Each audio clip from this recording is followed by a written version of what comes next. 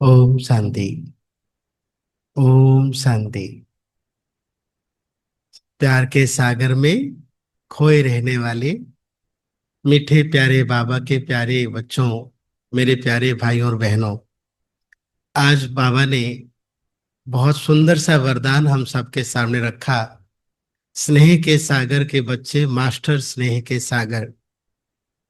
आप सभी को इस बात का अनुभव होगा कि जैसे स्थूल रूप से एक शरीर को जीवित रहने के लिए श्वासों की आवश्यकता है और श्वास के लिए वायु, वैसे ही आत्मा के लिए इस जीवन में अगर देखा जाए तो ये प्रेम भी एक ऐसा वास्तविक गुण है जो हम हर एक आत्मा को आवश्यकता है।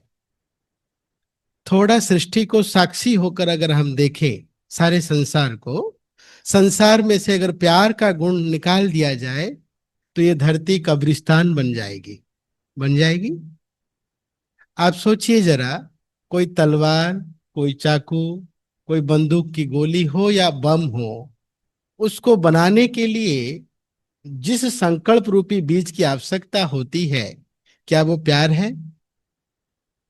एक तलवार बनाने के लिए प्यार के बीज से बनेगा? नहीं। अर्थात वो साधन जो संसार को विनाश की ओर ले जाए, उन साधनों को बनाने का जो बीज है वो प्यार का विपरीत नफरत है। ऐसा है ना? तो नफरत का बीज संसार को विनाश की ओर ले जाता है और प्यार का बीज संसार में रचना की ओर लेता है, सत्युगी सृष्टि की रचना कर देता है ना? ये वो समय है संगम का, जिस समय हम प्यार का बीज बो सकते हैं। यही एक समय है जब हम सच्चे प्यार की बातें कर सकते हैं, क्योंकि 2500 साल से हमने जिसको प्यार समझा था, मीठे बाबा ने आके समझा दिया कि बच्चे वो प्यार नहीं, वो विकार है। रंग रूप में फंसना, रंग रूप की याद में खो जाना, और मोह ने प्रेम का स्थान ले लिया था। ऐसा समय था। और बाबा ने आके हमें महसूस कराया कि नहीं बच्चे, ये प्यार नहीं, ये विकार है। तो सच्चे प्यार की बातें करने का समय यही है ना? यही है अनमोल संगम युग की घड़ियां। तो जैसे कोई खेती होती है, खेती बाड़ी का एक समय होता है। गर्मियों के दिनों में गर्मी की बीज बोई जाती है। जिन महीनों में बीज बोया जाता है, बीज तब बोया जाएगा पर फल भविष्य में मिलता है। ऐसा है ना? या आज बीज बो के आज फल मिलेगा? नहीं।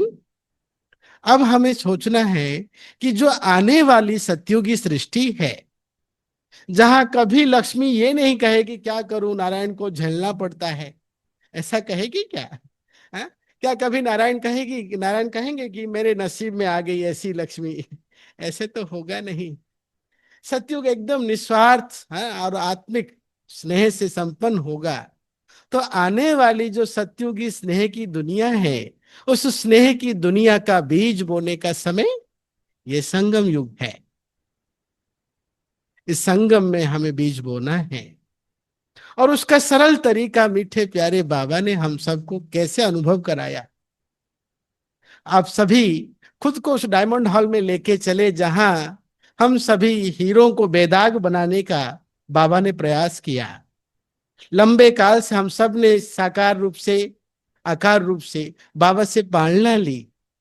अब उस डायमंड हॉल में आप थोड़ा अपने आप को महसूस कीजिए कि जब बाप दादा सामने आए दादी गुलजार जी के तन में, ना बाबा ने आपको स्थूल रूप से आपके शरीर को टच किया, क्या आपको हाथों में टोलियां देके प्यार बांटी, या सिर्फ भगवान की उपस्थिति ने आपके अंदर आत्मिक प्यार को एकदम जागृत कर दिया। ऐसे कईयों को हमने देखा। 25,000 की सभा में लास्ट लाइन में बैठी हुई आत्माएं भी, जब बाप दादा की पधारमणि होती है, बाप दादा बस दृष्टि देते हैं और आत्माओं की आंखों से स्नेह की आंसू भरती जाती है, और वो स्नेह की मोतियां भगवान के गले का हार बन जाती है। हम सब इसके अनुभवी हैं। तो भगवान की उपस्थिति ने हमारे अंदर प्यार की स्मृति को बढ़ा दिया, जिसको हम कहते हैं स्वरूप। बाबा प्रेम स्वरूप थे, प्रेम का सागर है वो। उनके स्वरूप से बाबा ने हम सब के अंदर सच्चे स्नेह की अनुभूति करा दी। भक्ति में भले हमने आत्मा का ज्ञान कितना ही ना सुना हो, बहुत सुना। भक्ति में अनेक धर्म गुरुओं से हमने सुना कि हम आत्मा हैं, पर आत्मा की अनुभूति और आत्मिक स्नेह की अनुभूति भगवान के स्वरूप से हम सब ने महसूस किया। ऐसा है ना, बाबा की स्वरूप से। तो अगर हम ऐसा कहें कि स्नेह अगर वृक्ष है, स्नेह अगर वृक्ष है, सत्यों की सृष्टि अगर वृक्ष है, तो स्नेह जो है ना उसकी बीज, और स्नेह के बीज का भी आधार है ज्ञान। ज्ञान। हम सभी के बीच में आपसी स्नेह का आधार क्या होगा? मैं कौन हूं? मैं कौन हूं? मैं कौन हूं? मैं आत्मा हूं। इस स्मृति ने हम सब के अंदर उस विकारों की जड़ को खत्म करके स्नेह का बीज बो दिया। लेकिन कहते हैं जब खेती की जाती है, बीज बोई जाती है, तो एक समय तो होगा, लेकिन बीज बोते समय कभी कभी खेतों में कीड़े भी आते हैं। कीड़े आती हैं। इस स्नेह की फसल को जब हम देखते हैं, तो इसमें कीड़े कौन सी लगती हैं? मिसअंडरस्टैंडिंग का, डाउट का, स्वार्थ का। जो बाबा ने आज मुरली में एक शब्द दिया, बाबा ने कहा दुनिया उपराम हो चुकी है, स्वार्थ के प्यार को देखते देखते उब गई है। याद रखिए, अगर कोई व्यक्ति आपको कहे, कभी सुनाए अपनी दुख की कहानी कि मैंने धोखा बहुत खाया, तो समझ लो स्वार्थ भी बहुत रखा होगा। जहां स्वार्थ है वहां धोखा होगा, जहां निस्वार्थ है वहां तो बेहद की भावना होगी, उसके अंदर ये धोखेपन की अनुभूति होगी ही नहीं। तो ये जो कीड़े जब लगती हैं हमारी इस स्नेह प्यार की खेती में, अब हमारी खेती है, हमें ध्यान देना पड़ेगा। हमें कंप्लेंट तो नहीं कर सकते, हमें बहुत ध्यान रखना पड़ेगा। देखिए इस फुलवाड़ी को, इस बाबा के घर, इस गुवाहाटी की इस फुलवाड़ी को देखते हैं तो क्या अनुभव होता है? परमात्मा रूहानी माली ने ऐसी शीला दीदी जैसे रूहानी माली के द्वारा इस खेती को बनाया।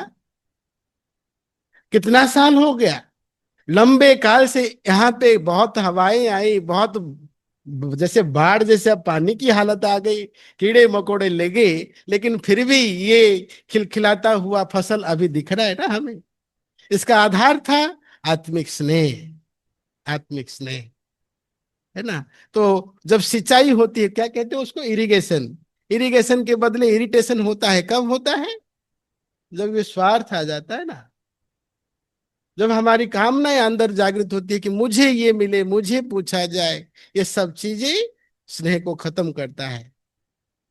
आइए निस्वार्थ प्यार के लिए एक ऐसे फार्मर बनेंगे हम, ऐसी खेती करें। अब छोटा सा एक अभ्यास करते हैं, मास्टर स्नेह सागर बन के सबकी भ्रुकुटी में थोड़ा सा हल्का होकर अलर्ट होके बैठेंगे, सभी अलर्ट होके बैठेंगे।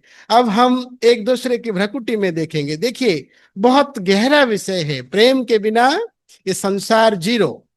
आज अगर 1 किलो सेब का रेट 250 रुपए है, कारण क्या है? इंसान है। अगर इस धरती पे एक भी व्यक्ति ना हो तो एप्पल फ्री में मिलता है, कोई उसको पूछने वाला नहीं। इस प्रकृति का भी महत्व तब है जब व्यक्ति है, इन व्यक्तियों का भी महत्व तब आया जब प्रेम आया, और प्रेम के गुण का आधार ज्ञान की स्मृति है। तो चलिए एक सुंदर स्मृति के साथ हम एक सुंदर अभ्यास करते हैं। एक दूसरे की ओर थोड़ा देखेंगे, चाहे तो खड़े हो सकते हैं। 1 मिनट के लिए सभी खड़े होंगे, एक सुंदर सा अभ्यास की ओर चलिए मीठे भाइयों और बहनों। लाल लाइट।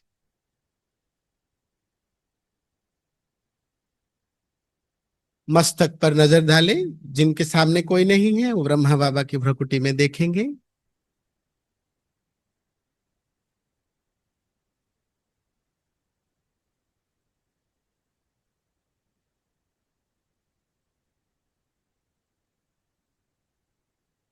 ओम शांति।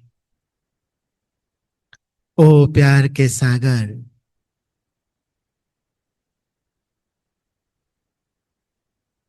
ओ दिलाराम बाबा, दिल से आभार मेरे बाबा।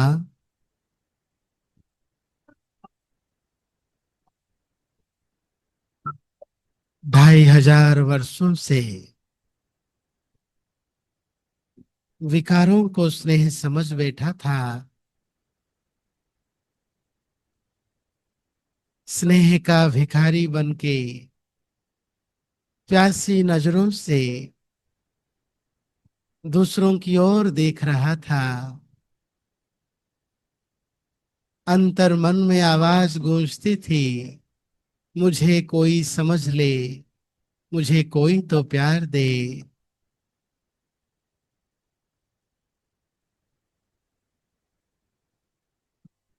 ऐसे प्यासी धरती पर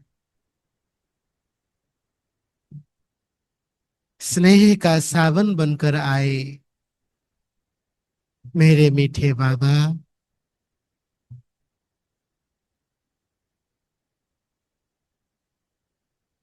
आपसे मिला हुआ वो आत्मस्मृति का ज्ञान का बिंदु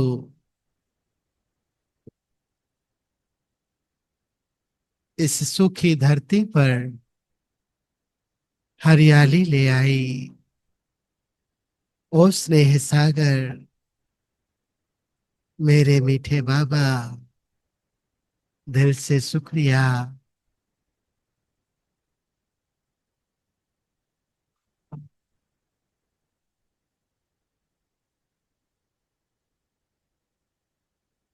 सामने भ्रकुटी में देखें, एक श्रेष्ठ संकल्प निर्माण करें। ये भगवान का बच्चा है, महान आत्मा, अति शुद्ध आत्मा, पवित्र आत्मा है।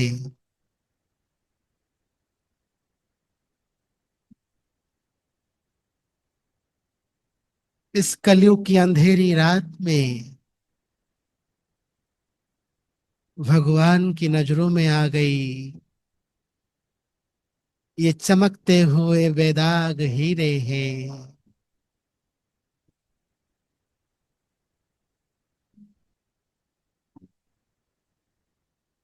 ज्ञान सागर के डायरेक्ट सिलेक्टेड सोल हैं। ये पवित्र आत्मा है। हे मेरे मीठे भाई, हे आत्मा भाई, आपका कल्याण हो। आप सदा स्वस्थ रहे। आपके जीवन से सर्व विघ्नों का नाश हो। आप सदा भगवान के प्यार में खोए रहें।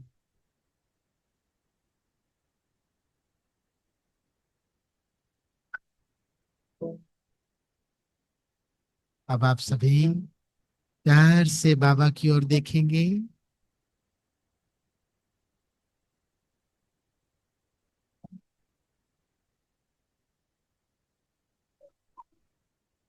ओ मीठे बाबा,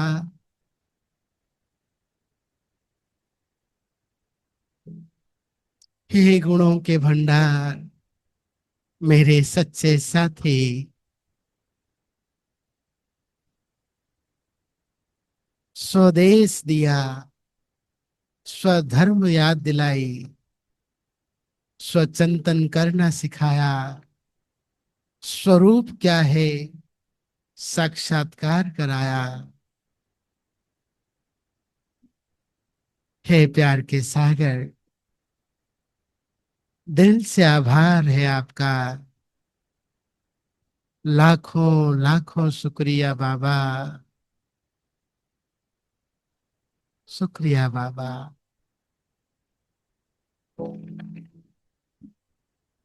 महसूस करें भगवान से, बाप दादा से प्रेम की लहरें आपके मस्तक पर और आपसे इस कमरे में, इस संसार में फैल रही है। मैं मास्टर स्नेह का सागर।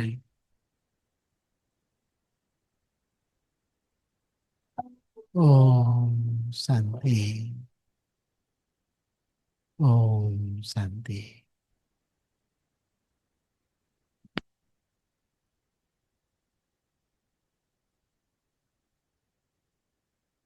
आ आ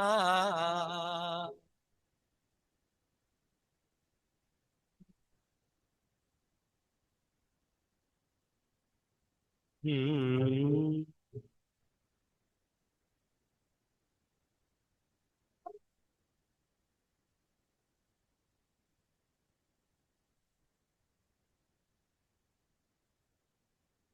आलो प्रभु का प्यार अगर है पाना, कहीं लुट न जाए सांसों का खजाना, कहीं लुट न जाए सांसों का खजाना।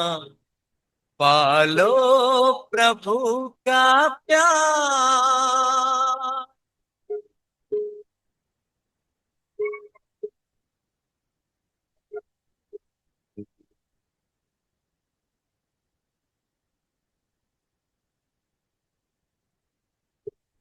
कल किसने देखा है, आज तुम ये कर लो। प्रभु प्रेम का रस अपने जीवन में भर लो, अपने जीवन में भर लो। कहीं पड़ न जाए बात में पछताना, कहीं लुट न जाए सांसों का खजाना। पालो प्रभु का प्यार।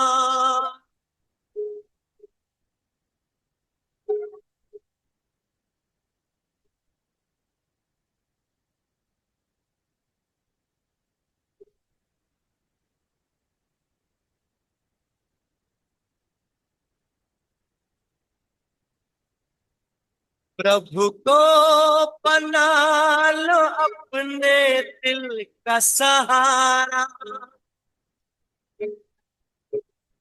देखो मौका फिर न आएगा दोबारा, फिर न आएगा दोबारा। माया में मन को व्यर्थ न उलझाना, कहीं लुट न जाए सांसों का खजाना। पालो प्रभु का प्यार।